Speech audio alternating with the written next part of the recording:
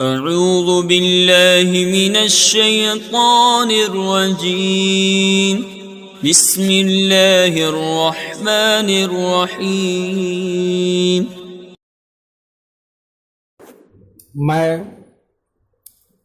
خورشید انور استاد دارالعلوم غریب نواز مرزا غالب روڈ الہ آباد پریاگراج، میں فن ادب کی معیاری کتاب دیوان متنبی کا درس دینے جا رہا ہوں۔ جماعت سادسہ کے طلباء بغور سنیں اور ذہن میں محفوظ کریں۔ بسم اللہ الرحمن الرحیم۔ شیخ سماعت فرمائیں،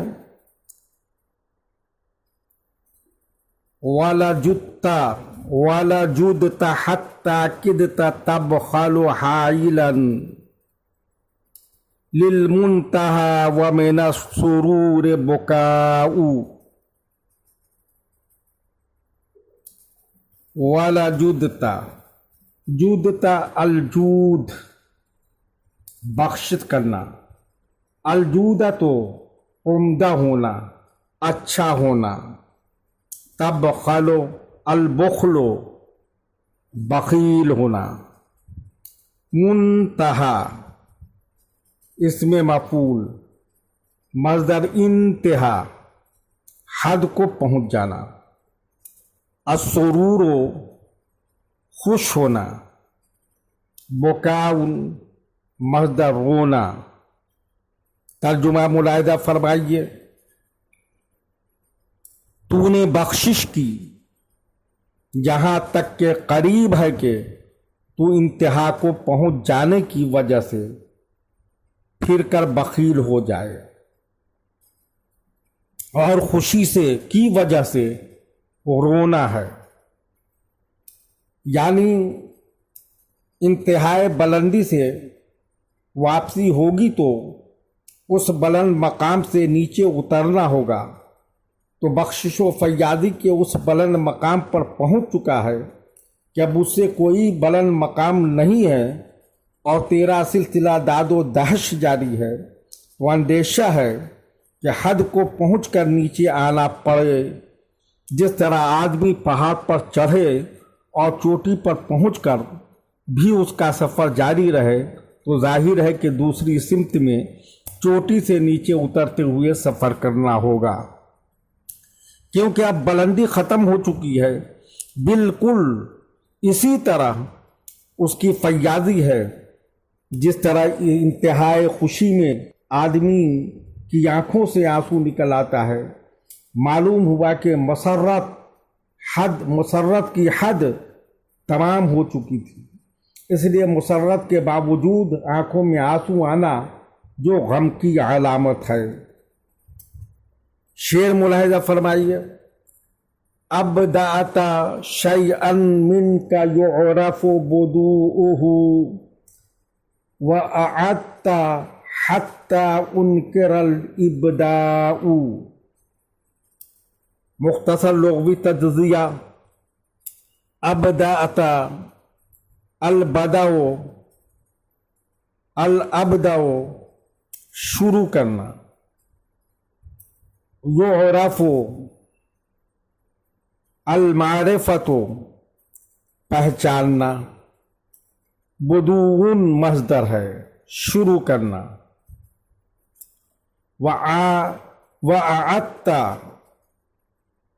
العیادت لوٹنا دوبارہ کرنا، العود لوٹنا، انکر الانکار لامعلوم ہونا انکار کرنا۔ ترجمہ ملاحظہ فرمائیے، تو نے کسی چیز کی ابتدا کی اور تجھ سے اس کی ابتدا جانی جاتی ہے، اور تو نے دہرایا تو اس کی ابتدا لامعلوم ہو گئی۔ یعنی داد و دہش کا جو طریقہ کار تو نے اختیار کیا وہ اپنی مثال آپ تھا، اس سے پہلے اس کا کہیں وجود نہ تھا، تو ہی اس کا موجد رہا، اور ہر شخص نے جان لیا کہ تیری ذات سے اس کی ابتدا ہوئی ہے، اور پھر جب دوبارہ اس نو ایجاد کام کو انجام دینے کی نوبت آئی تو اس سے عظیم تر طریقہ اختیار کر لیا۔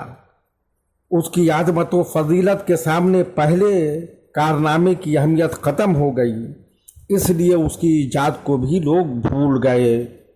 شعر ملاحظہ فرمائیے، فالفخر ان تقصیرہ بکناکب والمرد من ان یستزاد براء۔ لغوی مختصر تجزیہ سماعت فرمائیے۔ الفخر فخر کرنا، تکبر کرنا، ناکبن کنارہ کش، النکب النکوب ہٹ جانا، راستہ سے ہٹ جانا، المجد بزرگی، فضیلت، المجادت بزرگوار ہونا، یس تزاد زیادہ مانگا جائے، الاستزادت زیادہ طلب کرنا، البراءت بری ہونا۔ ترجمہ ملاحظہ فرمائیے۔ تو فخر اپنی کوتاہی کی وجہ سے تجھ سے کنارہ کش ہے، اور بزرگی و شرافت زیادہ طلب کیے جانے سے بری ہے۔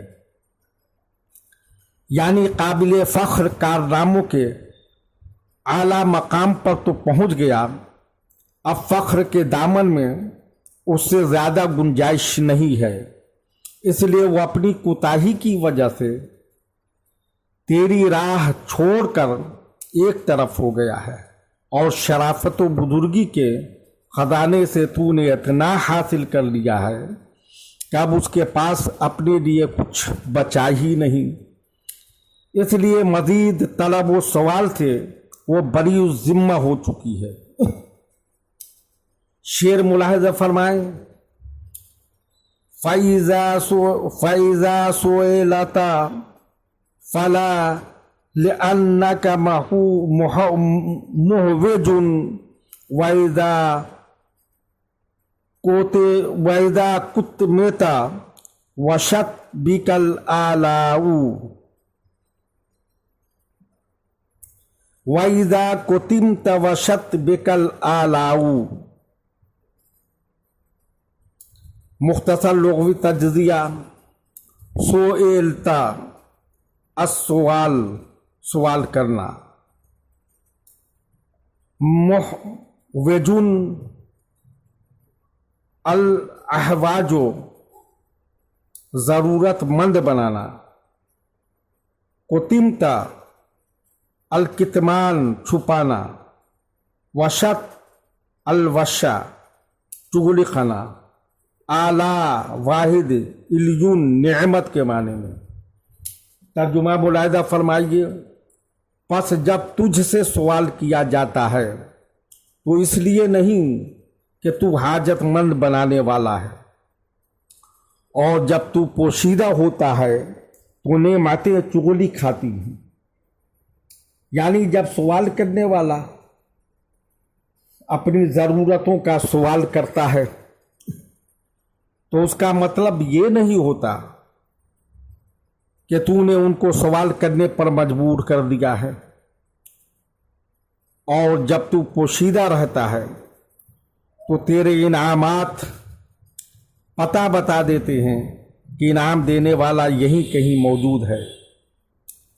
یہ شہرت ہر فرد تک پہنچ جاتی ہے، یہی شہرت ان کو تیرے دروازے تک لے آتی ہے تاکہ تیرے دربار سے وہ حاجت پوری کر لیں۔ شعر ملاحظہ فرمائیے۔ وَإِذَا مُدِحْتَ فَلَا لِتَكْسِبَ رِفْعَةً لِلشَّاكِرِينَ عَلَى الْآلَاءِ ثَنَاءُ۔ لغوی تجزیہ مودحت المدح تعریف کرنا، رفعت بلند کرنا، اونچا کرنا، اٹھانا، الشاکرین الشکر شکریہ ادا کرنا، الہ معبود جمع آلہۃ، ثناء تعریف جمع اثنیۃ۔ ترجمہ ملاحظہ فرمائیے، اور جب تیری تعریف کی جاتی ہے تو اس لیے نہیں کہ تو بلندی حاصل کرے، شکر ادا کرنے والوں کا معبود کی طرف کرنا فرض ہے، یعنی لوگوں کی تعریف کا تیرا رتبہ بلند محتاج نہیں، کوئی تعریف کرے یا نہ کرے، تیری عظمت و فضیلت اپنی جگہ ہے، ان کی تعریف اور مدح و ستائش سے تیری عظیم المرتبی میں کوئی اضافہ نہیں ہوتا۔ جس طرح لوگ خدا کی تعریف کرتے ہیں تو اس سے خدا کی عظمت میں کیا اضافہ ہوتا ہے؟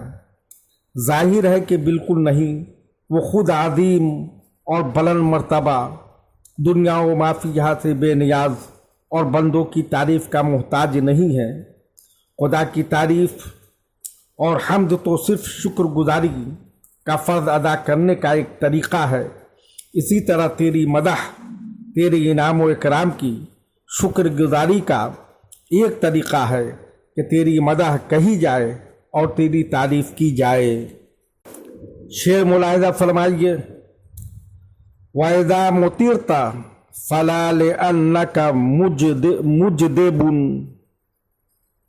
يُسْقِيَ الْخَصِيبُ وَتُمْطَرُ الدَّمَاءُ۔ مختصر لغوی تجزیہ، مطیرتو المطر برسنا، بارش ہونا، الامطار برسانا، مجدبن قحط زدہ، الجدب قحط زدہ ہونا، خشک سالی ہونا، یسقی السقا سیراب کرنا، الخصیب شاداب سرسبز، الخصب سرسبز ہونا، شاداب ہونا، تمطر الامطار برسنا، الدما سمندر۔ تعریف ترجمہ سماعت فرمائیں، اور جب تجھ پر بارش کی جاتی ہے تو اس لیے نہیں کہ تو قحط زدہ ہے، شاداب زمین بھی سیراب کی جاتی ہے، سمندروں پر بھی بارش ہوتی ہے، یعنی تیرے علاقے اور حکومت میں بادل برستے ہیں تو اس کا مطلب یہ ہرگز نہیں کہ یہ علاقہ قحط زدہ ہے، وہ تو ہر حال میں سرسبز و شاداب ہے۔ اصل میں بارش جب ہوتی ہے تو وہ ہر جگہ ہوتی ہے، سرسبز و شاداب کھیتوں پر بھی بادل برستے ہیں، کچھ سمندروں اور دریاؤں پر بھی بارش ہوتی ہے، اور صاف ظاہر ہے کہ سرسبز کھیتیوں کو پانی کی ضرورت ہوتی ہے، نہ سمندر